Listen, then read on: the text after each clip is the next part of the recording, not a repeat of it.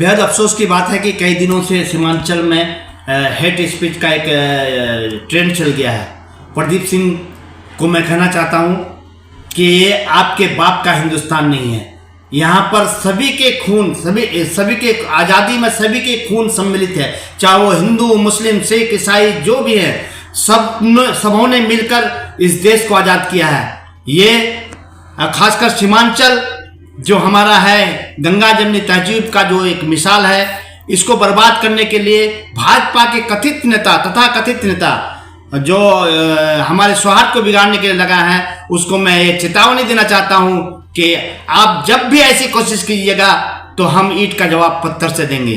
मैं आपको बताना चाहता हूं प्रदीप बाबू, आपने जिस ऊंचाई को छुआ है, कहीं ना कहीं इस ऊंचाई को छूने के लिए किसी मुस्लिम नेता का आप पर, आपके माथे पर श्रेय था।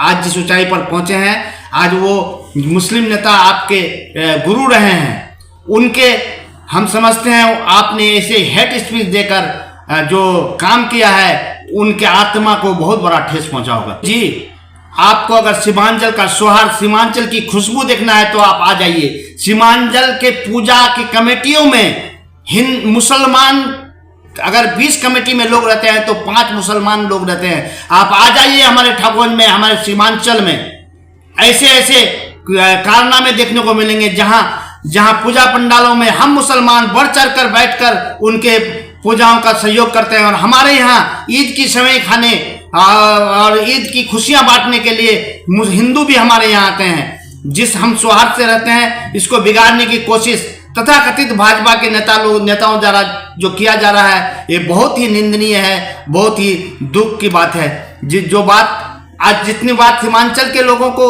जिस बात से ठेस पहुंचा है, ये सीमांचल के लोग जो बर्दाश्त नहीं कर सकते हैं। हम समझते हैं, मैं अनुरोध करूंगा कि आज जिस दौर से सीमांचल गुजर रहा है, मैं आप सभी तमाम हिंदू, मुस्लिम, सिख, ईसाई से अनुरोध करूंगा कि आप ऐसे भड़काऊ नेता के इस बहकावे ना आए, हमारे सौहार्द को जिंदा रहने दें। इंशाअल्लाह हम इसके लिए कोशिश करेंगे और सभी तमाम सीमांचल में रहने वाले तमाम लोगों से गुजारिश करेंगे कि आप ऐसे लोगों का आगे बढ़ चढ़ कर निंदा कीजिए। देखिए, त्रिशूल उनके आस्था का चीज है, मैं उस पर कुछ नहीं बोलूंगा, लेकिन आप अगर हमको काटने और मारने की बात कहिएगा तो यहाँ का जो सभी लोग, हिंदू मुस्लिम, कोई चूड़ी पहन के नहीं है।